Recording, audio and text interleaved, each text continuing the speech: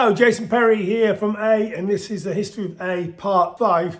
And where did we get up to? Oh yeah, Hi-Fi Serious, the end of that. That was an amazing time and finished on a real high with big festivals all around the world, including main stage at Reading, which was ace. And it was time to make another album. We felt a bit of pressure, to be honest.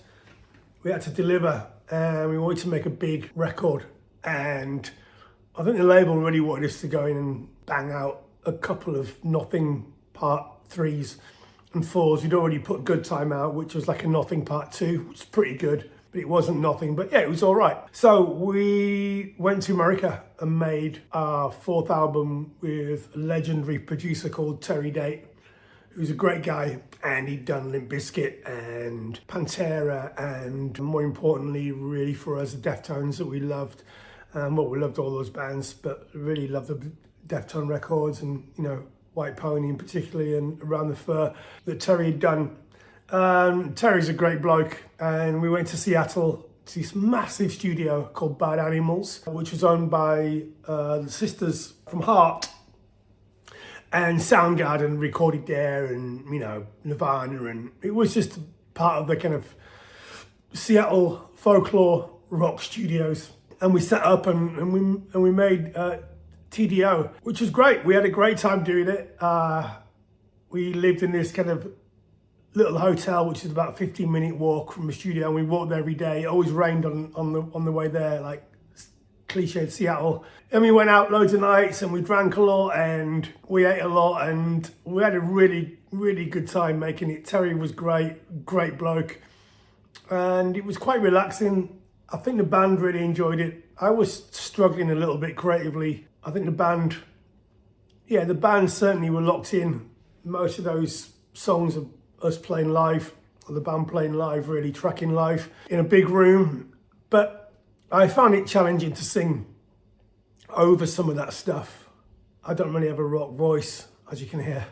And I've got a really soft voice. My voice is like this, and I'm kind of inspired by, you know, the Police, and at the heaviest, kind of Yes or Rush and Pavement and the Beastie Boys and stuff. And yeah, we kind of made this big sounding rock record, and I had to sing over it.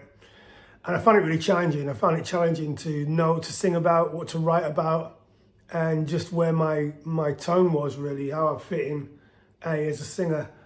And so I feel like I let the side down a little bit on that album.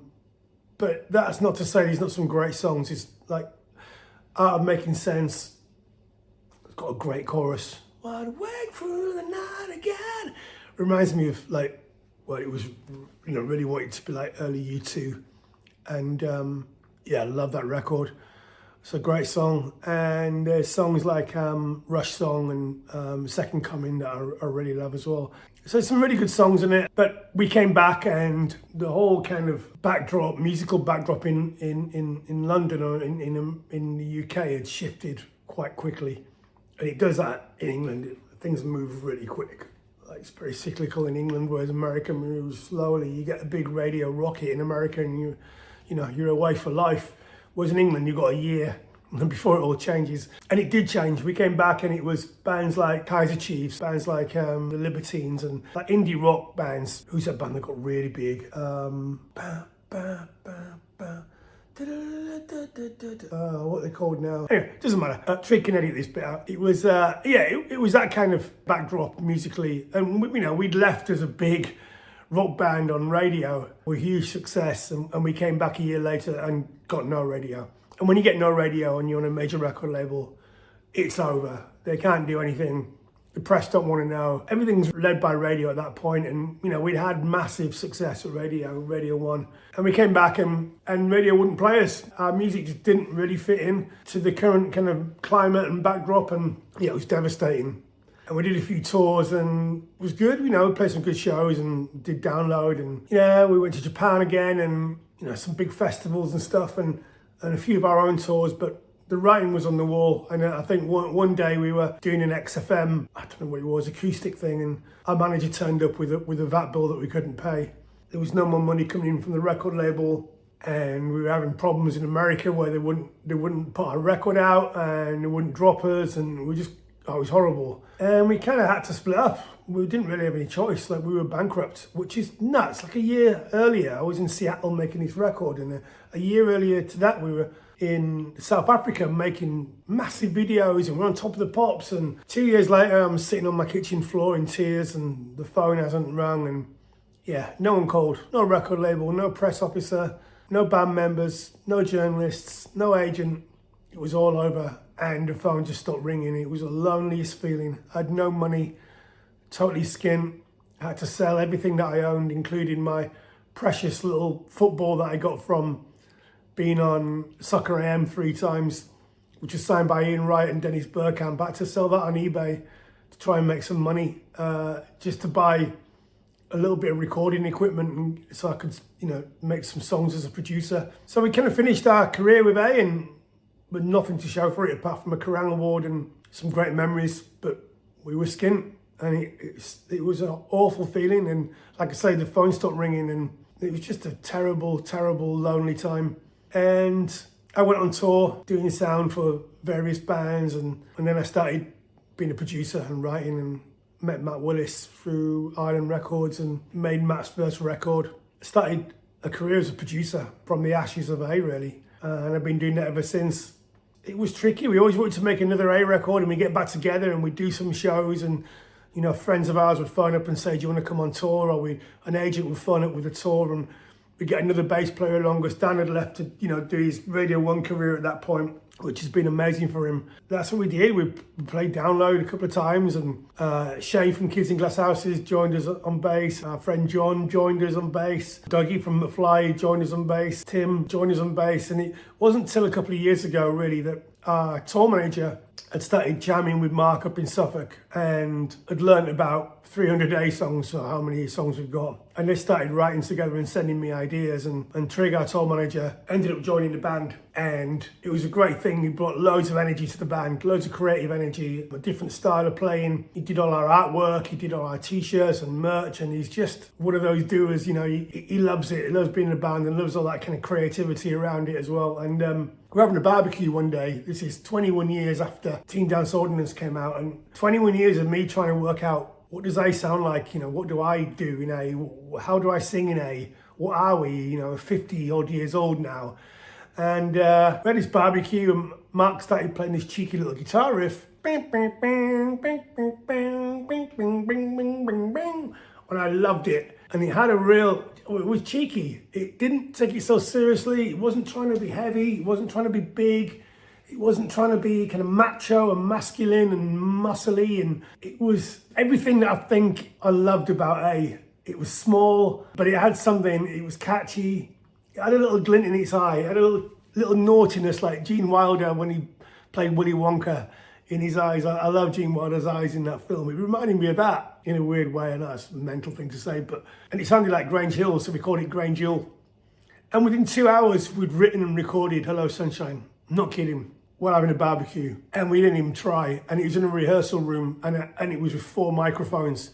And I'm holding the snare drum mic over the snare, and then I take that mic and walk over to Mark's guitar amp and kind of hold it as he's playing, and he played through twice. Then I took the mic over to Trig and said, Trig, do some like big kind of long, like slides of the neck like Alex from Blur would do. And he did that. I'm like, yes, that's it.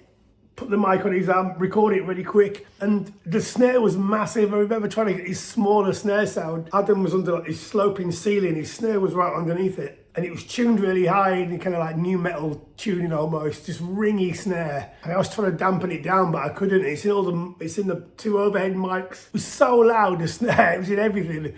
And I just like, this is it. This is how it is. Like literally four mics on the drums, 1 mic on the guitar, 1 mic on the bass, double track guitar. Within 2 hours we'd written Hello Sunshine and recorded it. And that's the very same recording that opens our new album, Prang. So we'd been, the last album been his massive recording studio in Seattle, where I didn't really feel anything creatively, to being in a rehearsal room, having a barbecue and having this amazing moment where I just felt, this is incredible, this is what A is. And from that moment on, I knew we could make an album, and I knew how to do it. And I'd produce it. We wouldn't use any studios. We'd use 8 mics on a drum kit maximum, and Matt would send me ideas and I'd turn them into an A song, and then we'd meet up and Adam would play drums on it in our little rehearsal room, which is just a carpeted rehearsal room full of flight cases, and we'd set the gazebo up outside and have barbecues, and I'd just sing on my SM7 mic back in my flat. I wrote all the lyrics in the bath or going out for walks, and we just pieced it together like a band does when they don't have a studio or they don't have a record deal. And it was the best thing we could have done. And there was no pressure, and we had loads of ideas and loads of different songs, and it was like, no, only the ones that feel like A, that feel special, should go on the album. And I'm so proud of it. It's our best record. I'm just so proud of it. I kind of found out what a 50-something A sounds like, how to sing, how to find my tone of voice again. And our tones, you know, all the drums are different for each song. The guitar sounds are different. Nothing was set up. So whereas before we'd go in and it'd be the same drum sound, same guitar sound. This is every song we've built from the ground up. And I love that. And it's really eclectic and it's really diverse and it's really different. And yeah, I'm just so proud of it. So we want to make another one now. But yeah, that album's going to be out soon. And so yeah, let me know if you love it as much as I love it. And let me know what your favourite songs are or your favourite moments. Leave a little comment down here and tell me, because we put a lot of work and a lot of love and a lot of effort into this album, and there's no financial reward. Our only reward is getting feedback and making people happy, and going out and playing it in front of our friends and family, and being in a band with my friends and family. It's so special, and I'm so grateful to be well and alive and healthy and being in a band with my friends and family and playing shows for you guys. It's brilliant, and I love this album. And if you bought it, thank you very much. Let me know what you think. All right, we'll see you on tour playing it. Lots of love. Bye-bye.